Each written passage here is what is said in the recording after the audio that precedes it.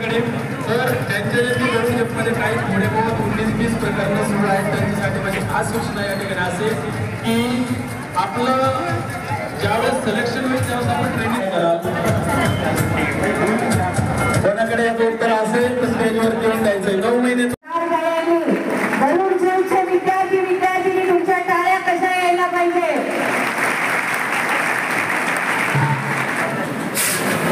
अत्यंत रुबाबदार दिसणाऱ्या दीपालीचा सन्मान इथे संपन्न होतोय.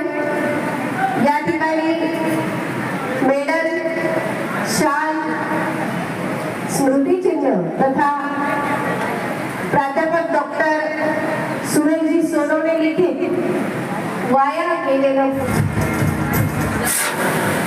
या दोघींचा सत्कार होतोय. अतिशय छान समाजबद्ध वक्तव्य मनोगत आपण ऐकलेला आहे. मुश्किलें नहीं है कुछ दुनिया में तू जरा हिम्मत तो कर. मुश्किलें नहीं है कुछ दुनिया में तू जरा हिम्मत पसंद करते हैं. सत्कार सोहळा, सन्मान सोहळा, सन्मानामध्ये शामिल जीने के लिए लोग हैं ना.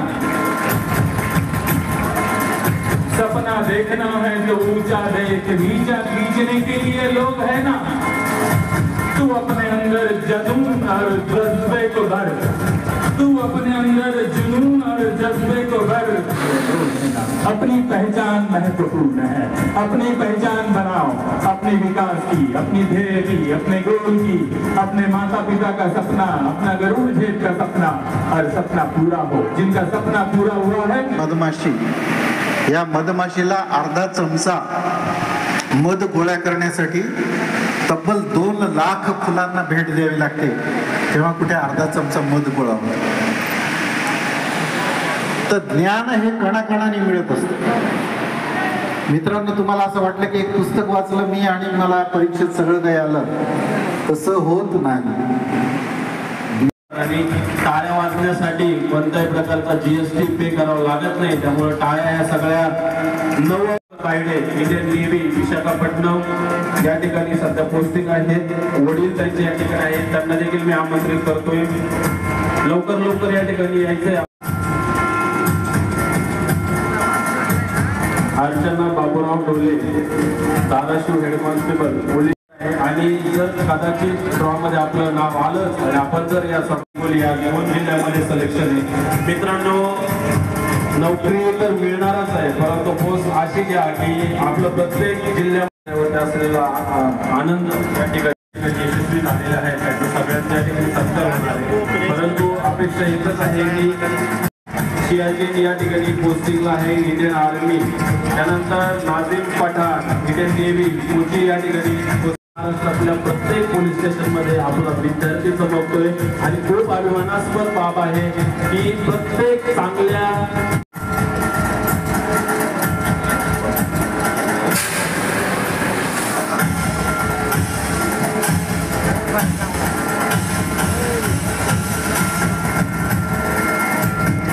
आणि तो एक वेगळा शुभांगी जनधने स्वतःच देखील या ठिकाणी भव्य असा सत्कार होईल. त्या व्यतिरिक्त आम्ही दिलेले संस्कार, त्या व्यतिरिक्त तुम्ही गरुड जेबमधून काय वसा घेऊन इथून बाहेर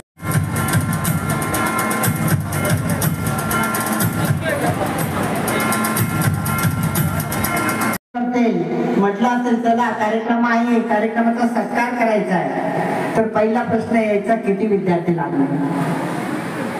त्यानंतर जेव्हा मी सांगायचो 4 विद्यार्थी लागलेत, त्यांचा सत्कार करायचा आहे, त्यावेळेस समोरच्या व्यक्तीच्या तोंडावरती हसू यायचं. पण ते न दाखवता मला सांगितलं जात असं की माझ्याकडे काम आहे, वेळ नाही आहे. त्यानंतर पायाभरणी होत गेली. आई वडिलांचे आशीर्वाद, त्यांनी दिलेला विश्वास वाढत गेला. संख्या झपाट्याने वाढायला लागली. 50 मुलांचं त्या ठिकाणी सिलेक्शन त्याच्यात दुसऱ्याच वर्ष आमच्या हातात पडलं. त्यानंतर हा जो यशाचा रथ आहे तो न थांबता चालवण्यासाठी गरुड जीपचा संपूर्ण परिवार, त्यात काम करणारा प्रत्येक वर्ग झटून कामाला लागला. पाहता पाहता आज महाराष्ट्रात स्वाभिमानाने सांगता येतं की गरुड जीपचे 6000 विद्यार्थी शासकीय सेवेत त्या ठिकाणी मोठ्या दिमाखात त्या ठिकाणी काम करत आहेत.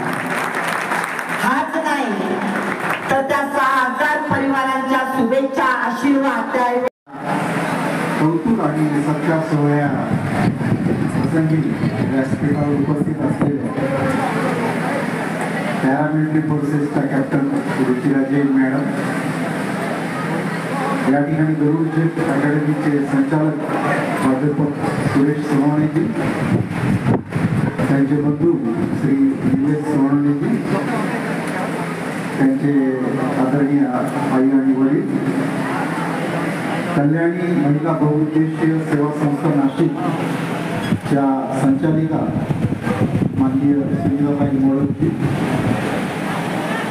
ज्यांची निवड झाली असे 300 विद्यार्थिनी. आज मला अत्यंत आनंद होतो या ठिकाणी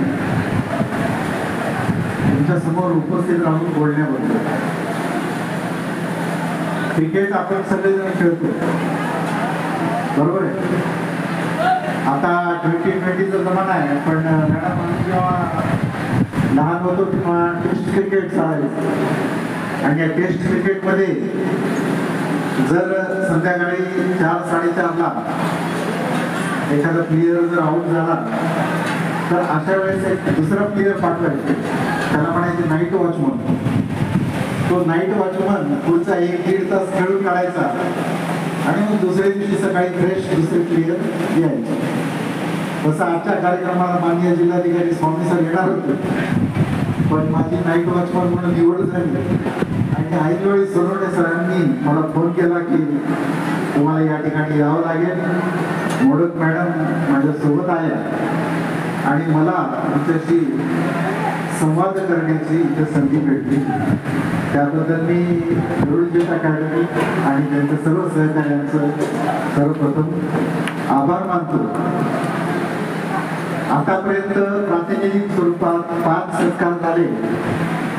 5ही सत्कार मुलींचेच होते.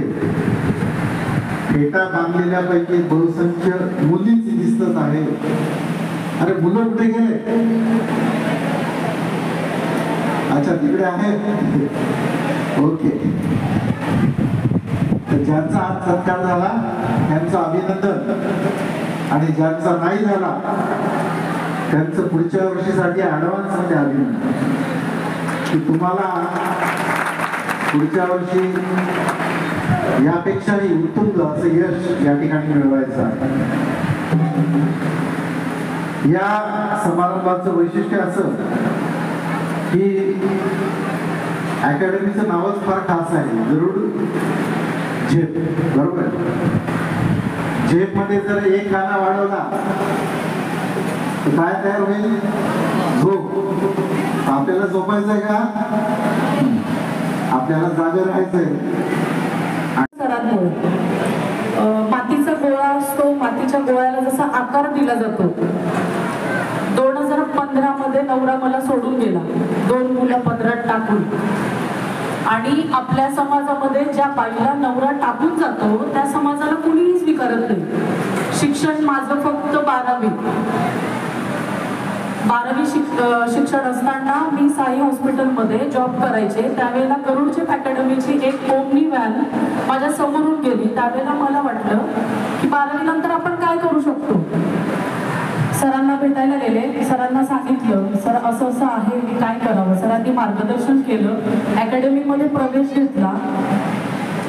प्रवेश घेतल्यानंतर खूप त्रासदायक हा माझा प्रवास होता, फिजिकल होत नव्हतं. 24 या वर्षामध्ये गरुड जीप अकॅडमीच्या माध्यमातून बरेचसे विद्यार्थी या ठिकाणी आपलं सरकारी नोकरीचं स्वप्न साकार करताना दिसतंय, साकार केलेलं आहे. आणि आज भारतामध्येच नव्हे प्रत्येक ठिकाणी गरुड झेपच्या माध्यमातून पूर्ण राज्यामधून या ठिकाणी बरेच विद्यार्थी या ठिकाणी येतात. त्यांचं स्वप्न साकार करणारी ही एक कारखाना समजलं तरी चालेल.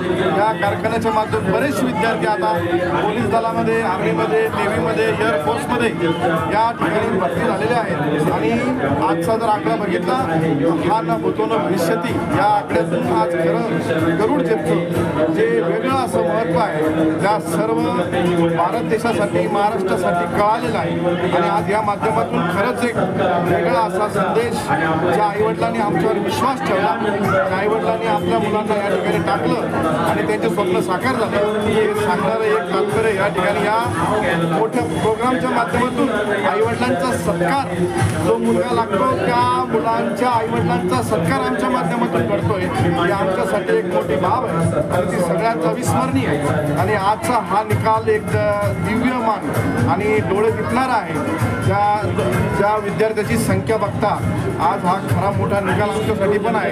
आणि हा निकाल देणारी गरुड झेप अकॅडमी याचा सर्व स्टाफ या सर्वांचं हे मोठं महत्त्व आहे. आणि या महत्त्वातूनच आजचा हा निकाल आहे. यापुढेही आजपर्यंत लागलेल्या 6,000 विद्यार्थ्यांचा सत्कार आतापर्यंत झालेला आहे आणि आम्ही यापुढेही सुद्धा असे निकाल गरुड झेप माध्यमातून घेऊ अशी शासन. सर आतापर्यंत गरुड झेपच्या माध्यमातून 6,000 मुलं नोकरीला लागल्यात. त्याच्यापैकी काही लोकांचा सत्कार झाला. यापूर्वी याच्यानंतर केव्हा होणार आहे सत्कार? काय बरोबर आमचं आता ॲक्च्युली ज्या मुलं सर्व्हिसला लागतात त्या मुलांच्या आम्ही घरी जाऊन गाव तिथं गरुड झेप हा एक संकल्पना आहे आणि ते गाव तिथं गरुड झेपमध्ये आम्ही गावात जाऊन त्या विद्यार्थ्याचा आणि त्या पालकाचा सत्कार करतो. आणि हे खरं एक विश्वास आहे आणि त्या विश्वासाने आम्ही त्या गावात जाऊन सुद्धा राहिलेल्या विद्यार्थ्याचा सत्कार करतो.